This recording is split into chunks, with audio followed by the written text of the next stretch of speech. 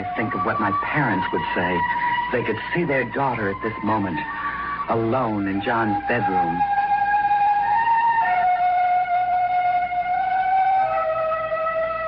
I have the right. I must learn what I can about what happened. What drew him away from me? I think he loved me, but there were times when he hated me. So I've cast my inhibitions to the winds. I waited as long as I could for an answer to whatever happened.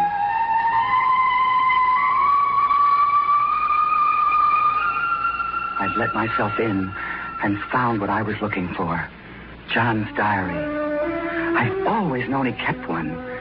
Maybe he told it what he never would have told me. He used to tell me everything. I find proof another woman meant more to him than I. When did he start acting so strangely?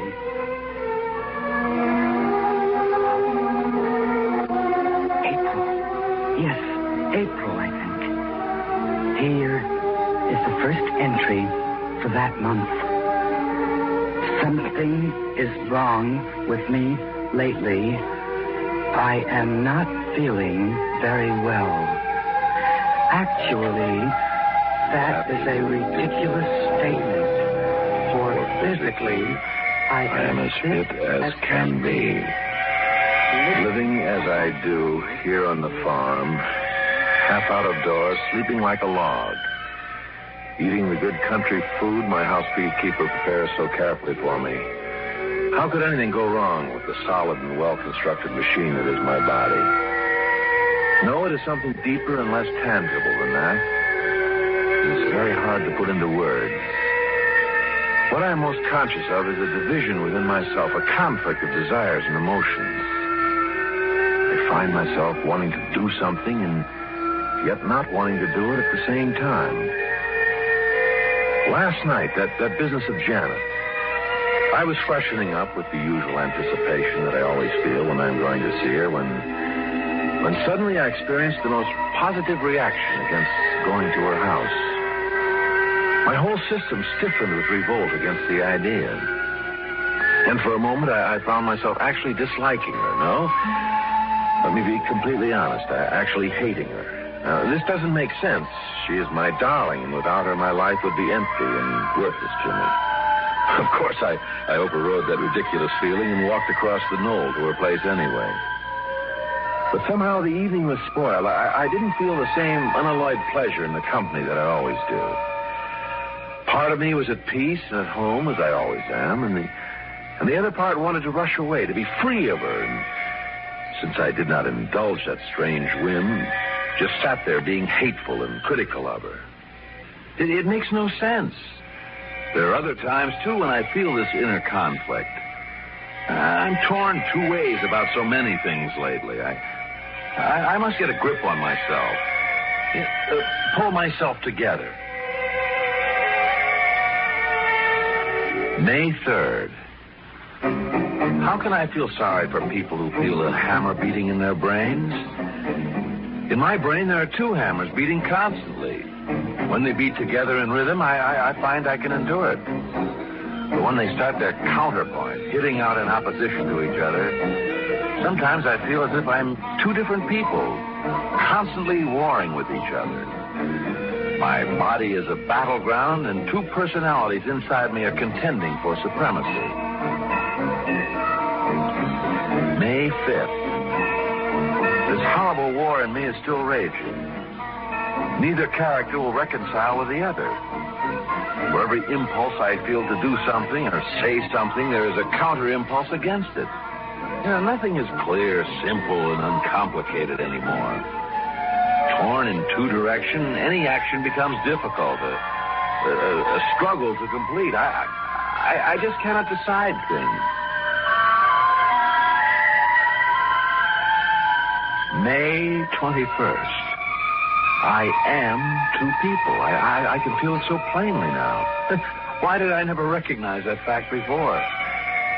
I suppose that in some measure it is true of all of us, that we are divided personalities, but I never thought it could be this strong.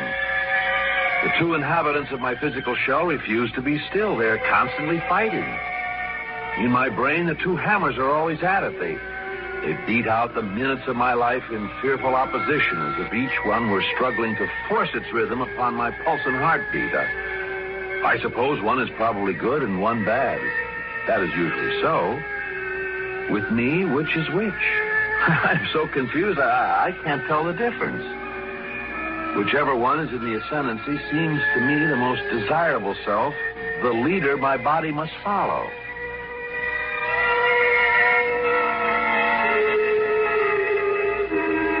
June 4th. Oh, I'm exhausted by the struggle of trying to unite the two oppositions within me. Why do I bother to struggle this way? What difference does it make? There must be some instinctive idea of morality that cautions me that this double feeling is wrong. A primitive conception that only in singleness of purpose, unity of idea and desire so strong.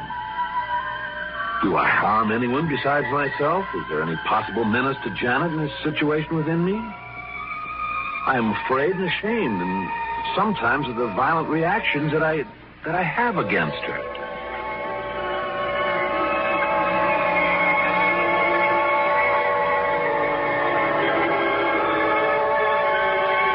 July 9th. Today I just drifted, too weary to hold my cells in check. That gave them a good chance to fight over me. Fatigue gives them the opportunity they're looking for, I think. And lately I've been unable to sleep. We had another division of interest. I'd been doing the farm accounts all day, and my eyes were very tired. Yet one of me stubbornly insisted upon poring over some old manuscripts my dealer had sent from out of town. I had the eerie feeling that part of me sat at the desk reading while the other one lay back on the couch with his eyes closed, idly playing with the dog.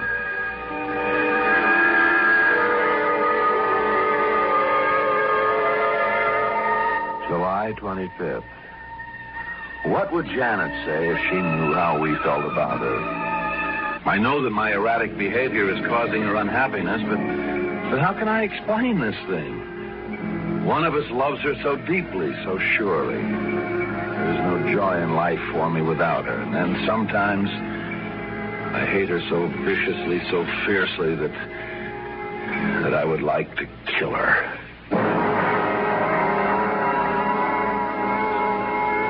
August 7th. We did it again today. I have decided that I am definitely two people. My body was tired from the outdoor work. But my eyes went into town to see a movie. It was very strange since I had not thought to send my ears along. I watched the actors mouthing on the screen, no sound emerging from their lips. Like an old silent picture, but without the titles. Next time I must remember to send my ears. Though I tried hard at the time, I find I cannot just wish them there and have it happen. If two parts of me are to go away, they must travel together at the same time. Do you realize what I have just written? I'm accepting this phenomenon as if it were natural and going to continue, as if I've got to spend the rest of my life with a part of me in one place and parts in another, devising ways to make it more practical and convenient. What strange and hard kind of madness is possessing me?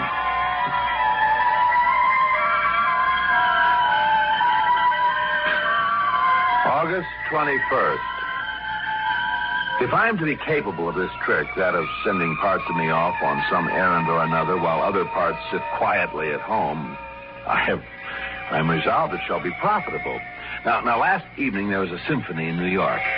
And instead of subjecting myself to the fatiguing journey into town, I sent my ears off by themselves to enjoy it. The music never seemed better to me. Apparently there can be such concentration of that one sense or organ that is by itself as to produce the maximum sensitivity and awareness. The little experiment almost had an embarrassing repercussion, however. Mrs. Wilkes, my housekeeper, came in to tell me something. And it suddenly occurred to me that I would not be able to hear what she was saying, so I quickly pretended that I was asleep. Perhaps not quickly enough, though, because the look she gave me that I saw through my partly closed eyes was was peculiar.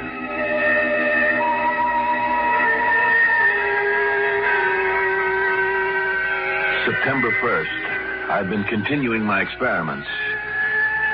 Really, this has its elements of advantageousness. Now, last night was rather fun. While the rest of me stayed at home to watch, my hands and arms went out and rang doorbells. It worked wonderfully. Unlike small boys at Halloween, I didn't have to run away for fear of detection. My arms simply concealed themselves in the bushes. And then when the house occupants came to the door, there was no one in sight, of course. Just before I went home, my hands and arms went home. I mean, they rang her bell. The confused look on her face when she realized that there was no one there was very funny.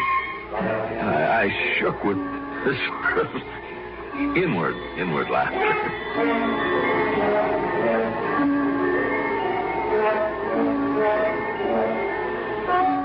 September 11th.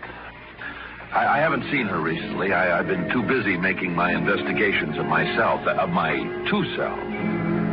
Besides, one of us gets violent every time we are around her. She does something internally shattering to me, to part of me, just to be in the same room with her. It is as if she were unconsciously trying to exercise something inside of me. Damn her, what right has she to interfere? I intend to live as I please, and I will not be criticized. If she persists, I shall have to find some means of separating her life from mine. September 13th. My housekeeper has left. Does she find me strange? Is it beginning to show? Oh, well, it doesn't matter. I can cook well enough for myself.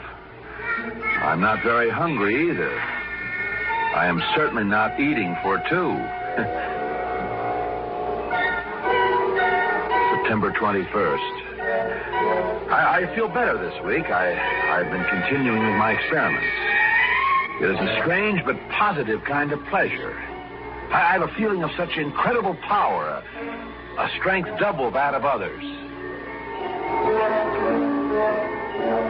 I am two people. I can feel it so plainly now. Why did I never recognize that fact before? I suppose that in some measure it is true of all of us, that we are divided personalities, but I never thought it could be this strong. The two inhabitants of my physical shell refuse to be still. They're constantly fighting. In my brain, the two hammers are always at it. They beat out the minutes of my life in fearful opposition, as if each one were struggling to force its rhythm upon my pulse and heartbeat. I suppose one is probably good and one bad. That is usually so. With me, which is which? I'm so confused, I can't tell the difference. Whichever one is in the ascendancy seems to me the most desirable self, the leader my body must follow.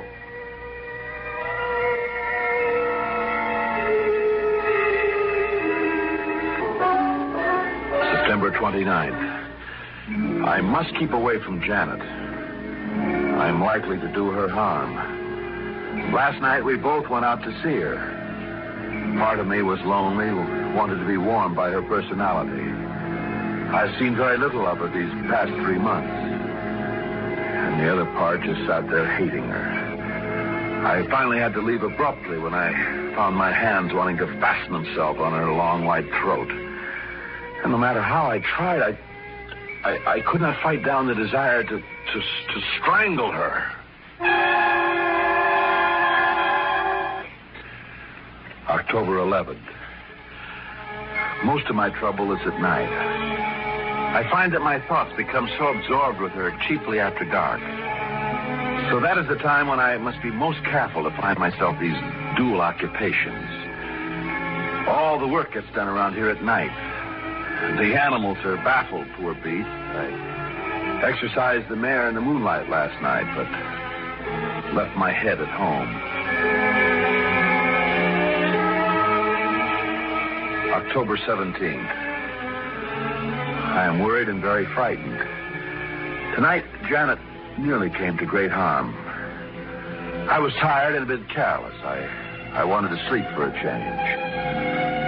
So, while I lay in bed, still half awake, my hands and arms went away over to her house. I was almost asleep before I realized what was happening, and I sprang up shaking with apprehension. It was all I could do to cover my body sufficiently to make the trip without my hands. And I got to her house just in time, I imagine. My hands and arms were already in her room. And what they were going to do, I don't know. But I know they were going to do her some damage, and I had a deep feeling that it was very fortunate that I had been no later than I was. She woke up then and almost screamed. What was I doing in her house, in her room at such an hour?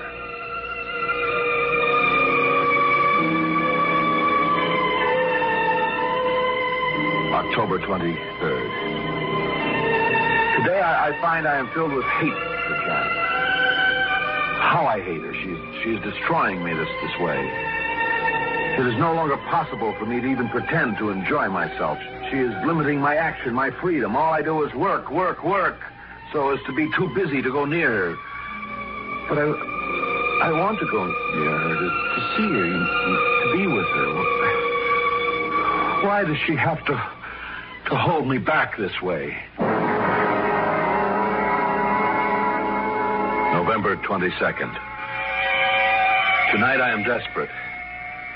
I have left my hands and arms at home. They are the most dangerous to her. I found that out. The instructions are to go on writing in this diary. The rest of me is out walking at this moment down the old road over towards the trestle. As I walk, my hands are to continue to report what the rest of me is doing. It seems to be working. I have the knowledge that these lines are appearing in the book.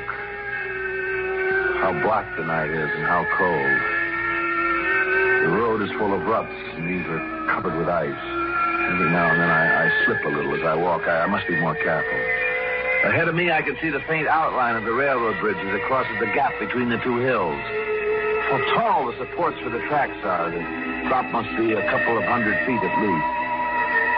I think I'll climb out on it just to see how it feels. It'll give me something to do with myself. Something is happening to me. My hands at home are refusing to write. They fumble. They're putting down the pen, making a spot on the paper. What are they doing? They're no longer following my instructions. Here I am, idiot-like, out in the exact middle of a railroad trestle while my hands are seeking to destroy her. That girl whom I so love and that they hate. That part of me hates. Quickly, turn around, go back. One foot in front of another, no looking down. You remember that from when you were a kid, too. Now, wait a minute. Easy. You almost slipped then. There's ice on the rails. You can only hurry so much if you were to arrive at all. If only I can get there in time. Now, if I try very hard, concentrate beyond all the powers of my brain, perhaps I can project myself into the place where my hands are. Oh, it's no use. I cannot do it. All I can accomplish is this icy fear, this foreknowledge of disaster. Something about my hands and her throat. Oh, Janet, darling. I'm coming. I'm making haste.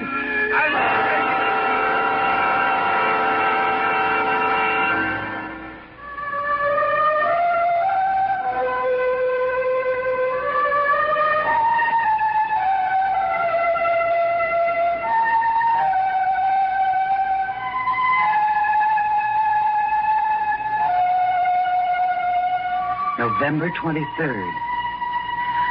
I won't pretend that I understand completely, but I know a little more after reading John's diary. There's no use talking about it now. It's all over. Finished. Life is finished in a way for me, too. John is dead, and without him...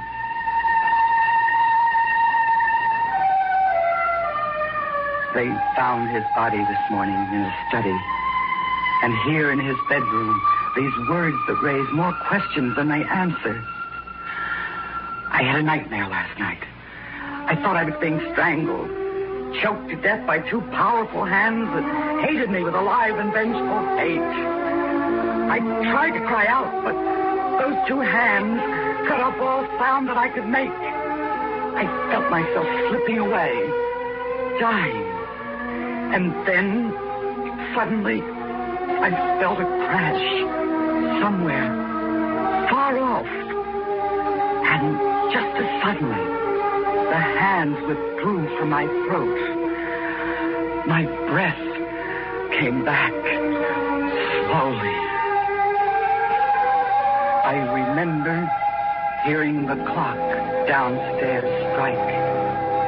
It must have awakened me because I heard its 4 notes, one after the other. They say that John must have died about 4 o'clock, maybe a little before.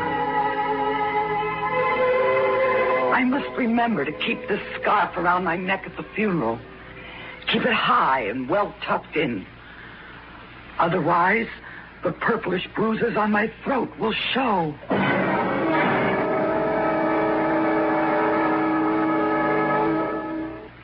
Suspense. You've been listening to Pages from a Diary, starring Jim and Henny Backus, and written especially for Suspense by Virginia Voland.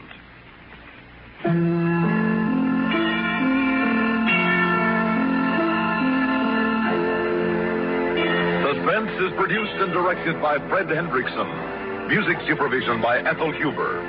This is Stuart Metz speaking. Listen again next week when we return with another tale well calculated to keep you in suspense.